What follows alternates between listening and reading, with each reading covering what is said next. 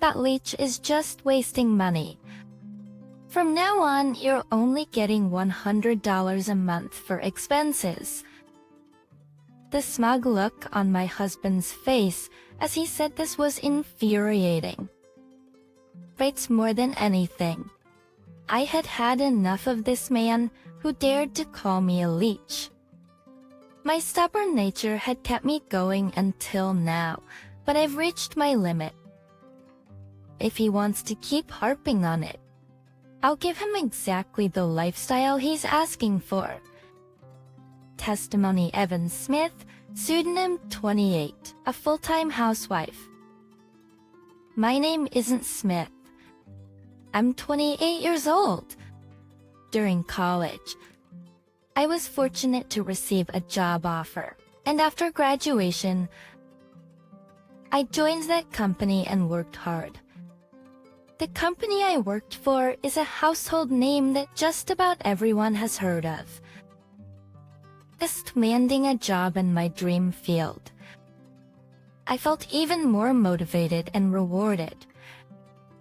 After I got the job, my college friends threw me a congratulatory party, which turned into a mixer.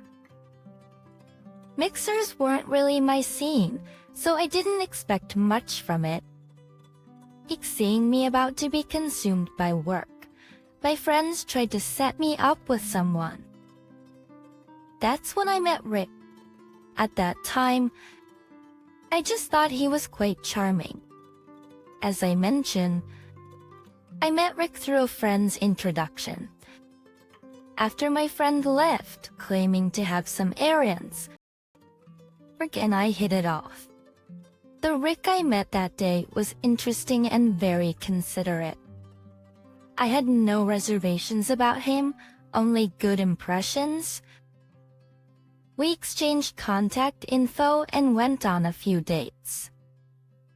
Every date was enjoyable, and I felt like I wanted to be with Rick forever. As we spent more time together, our relationship deepened and we started dating officially. He worked at a different company, but I was busier with my job. Due to our conflicting schedules, he proposed to me quite early. According to Rick, I don't want us to drift apart because of our jobs. I'd rather just get married. Interestingly, I was moved by his feelings, but I wanted to take things slow and get to know each other better before tying the knot. After all, marriage isn't something to rush into, or so I thought. But in the end, he persuaded me and we got married. The best called it dating, but that turned out to be a mistake. Once we decided on this, Rick acted swiftly. First, we registered our marriage, then he immediately started pressuring me to quit my job. I had always dreamed of my current job, and even after getting married, I wanted to continue working. The year over, I had worked hard in college to land this job, and I had given my all during the job hunting phase. So when he simply told me to quit, I felt that was unfair. I tried to express my feelings to Rick, hoping he'd reconsider. But no matter how much I said I didn't want to quit, Rick would just firmly say, "I, as the man, will work hard. So please support me by taking care of the house." Even when I told him that we could both work and save money and share household responsibilities, he wouldn't listen. It's like ICC presses. I momentarily lost my temper with Rick, who is stuck in his old-fashioned ways, but I kept trying to get my point across. But despite him acting like it didn't matter one bit and not nodding in agreement, I was honestly flabbergasted. I don't want to just give up on an environment where I finally joined my dream company, Work is going well and I'm blessed with supportive bosses and coworkers. That's why I, who wants to continue this job, tried every trick in the book, switching tactics and methods to persuade him over and over. Unfortunately, no matter how many times we talked about the same thing, he never gave up. Soon after, I had a meeting with my employer, and a decision was made. I gave up on continuing my job and decided to support Rick full-time. Determined to fully support him, I psyched myself up. But the reality was different from what I had imagined. My days became monotonous. As every morning, I'd wake up before Rick and prepare breakfast as he liked. During the day, while he was at work, I'd finish most of the household chores and prepare his favorite dinner by the time he came home. There were also social obligations with neighbors and community gatherings, which were my responsibilities. That's whether it was grocery shopping, cleaning, or buying household goods, it was all up to me. For all these tasks, Rick would hand me the monthly expenses, and I'd have to manage within that. It became tough even to buy convenience items without second-guessing. I thought that once I became a homemaker, I'd be able to live my days as I wished. However, managing on just the portion given to him, to be honest, it's tough to even take care of him. Just with prices of various things rising lately, we were already having a tough time making ends meet, and this added even more strain on the household budget. To try and curb these expenses, I've sought out old-fashioned thrifty ways of living and even got some tips from the neighbors. I've been doing my best. I tell Rick it's for dieting purposes and either skip my lunch or just have a light meal. But as time went by, I became consumed by the challenges with no time for myself, and I couldn't find any satisfaction in what I was doing. Of course, to Bacriety, I loved him, but Rick seemed to act as if everything I did was just expected. I wondered where the care he showed before our marriage went. He never complained about what I did, but he never praised me either. On top of that, his attitude, as if what I was doing was trivial, was enough to build my resentment. Even a simple thank you every now and then would have been enough. Having that would motivate me to keep pushing forward. That's why I always make sure to express my gratitude, yet nothing comes from Rick, neither in words nor actions. I always believed that marriage was about supporting each other. I started to think that maybe getting married after only 6 months of dating was a bit rushed. Then after about 3 months of this we need to talk environment, he finally started complaining.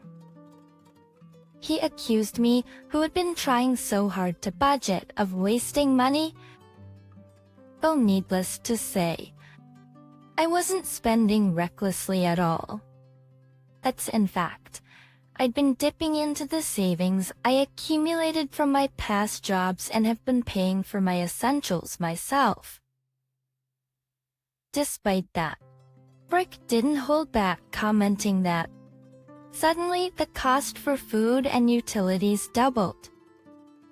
That's strange. I responded saying, it's natural for the cost to increase when you go from living alone, but he wouldn't hear any of it.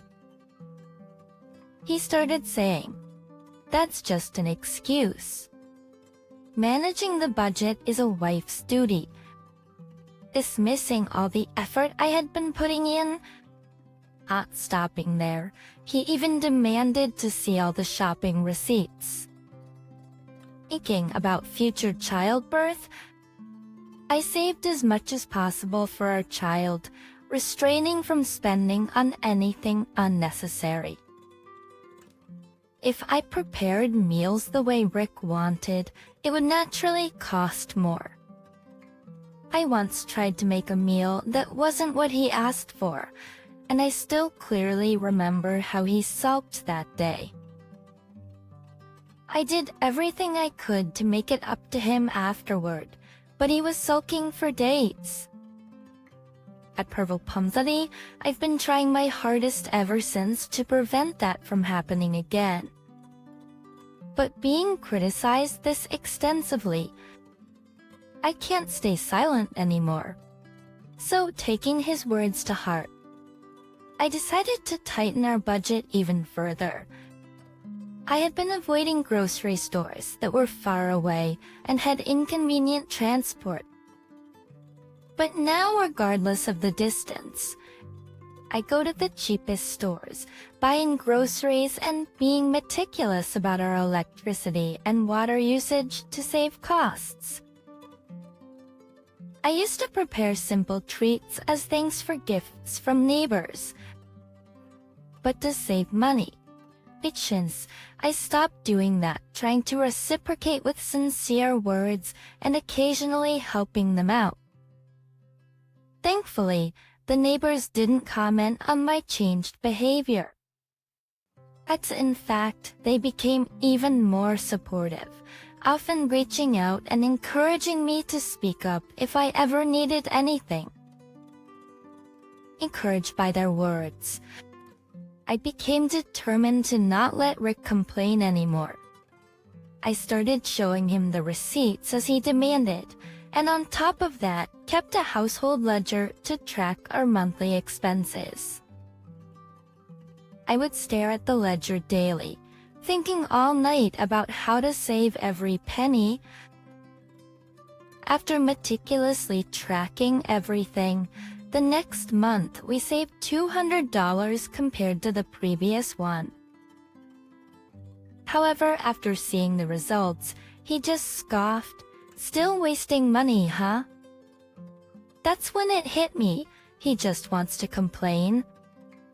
No matter how hard I try from now on, I think he'll never stop complaining. Feeling that, I suddenly became calm and plainly told him, "Ald, don't complain when you're living comfortably on my dime, you freeloader." Then for some reason, he pulled out $100 from his wallet and said, "Make do with this as a penalty for this month."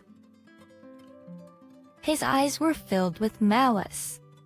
It was clear as day he was saying this just to upset me.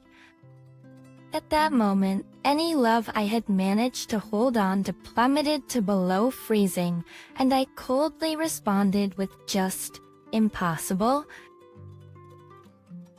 I didn't even think for a second about trying hard like Rick suggested.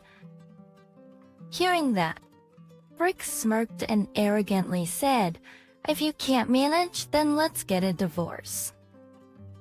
Then from a drawer, he brought out a filled-out divorce paper. When did he prepare that? He probably thought I'd cling to him if he had this ready. Seeing how well prepared he was, I lost track of what Rick was really thinking. We were supposed to live a happy life together after getting married.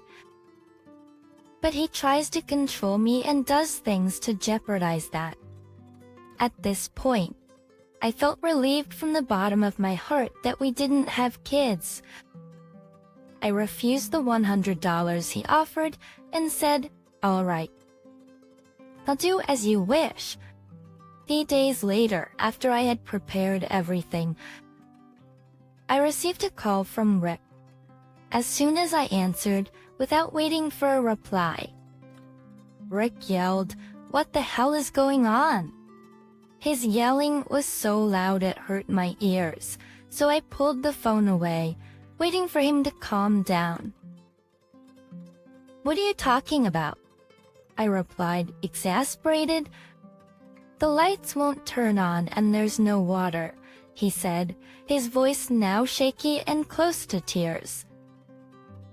He might have yelled impulsively when he first called, but he seemed to have realized the gravity of the situation as he explained. His voice was weak and tinged with desperation. As to cleave is doin', I calmly replied, isn't that the life you wanted? From his reaction on the other end of the phone, I could tell Rick was puzzled. I said clearly, living on $100 a month means you want to live like it's the Stone Age. That's why I cut off all your utilities. Rick responded, almost childishly whining. I didn't say that. That's ridiculous. Well, to which I retorted, the ridiculous one is you. You only gave me $500 for monthly expenses, and from that, I had to budget for both living expenses and food. If you think I'm wasteful, try budgeting it yourself. Rick then asked, where is Anne? I made sure to inform him that I had returned to my parents' home. Hearing this, Rick gasped and angrily exclaimed, why would you do that? You can't just go back to your parents without telling me. But I wasn't fazed and retorted, we're not married anymore, so what I do is none of your business. He seemed at a loss for words. During this silence, I added, I divorced you because living on $100 was impossible. Are you satisfied now? Suddenly, he stammered, you can't live without me, can you? To which I laughed out loud and said, I'll be perfectly fine. In fact, life will probably be more comfortable without you around. I continued, I'm going back to work, implying he should leave me alone. Truth be told, I had a great relationship with my boss. Given we're both the same gender, I deeply trusted her. So when I talked about quitting my job before getting married, she tried hard to persuade me not to. When I shared my true feelings about wanting to continue working, she casually mentioned that I could come back anytime. Her reassuring tone and her willingness to welcome me back meant the world to me at that time. After getting married, I remained in touch with her, sharing my woes and receiving a lot of advice. When I finally told her about the divorce, she paused for a bit and then said, I'll start the reinstatement process immediately. Return when you feel it's the right time.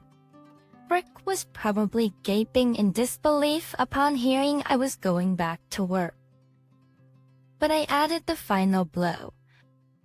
Maybe you wanted to mentally overpower me and feel superior, but times have changed. Don't ever contact me again. And with that, I hung up. Afterward, I successfully returned to my job, left my parents' house, and started living on my own. That's soon, I know our divorce was finalized. Rick kept contacting me, hoping for a reconciliation. He wants me to turn around again and speak his mind. He confessed how much he hated that I was working at a better company and earning a higher salary. He seemed to regret trying to prove that he was superior to me. But every message he sent made his true feelings obvious. He probably just missed having a convenient housekeeper. Rick had always been helpless on his own and had always lived with his parents. He should return to his family now that we're divorced. but he probably didn't want to after tasting the freedom of living away from them. Eventually, his messages turned overly romantic, which started to creep me out, so I blocked him. Now, I'm thriving in my single life, working alongside my trusted boss and colleagues. Thank you for watching the video all the way to the end. If you resonated with the content, please leave a positive rating and a comment.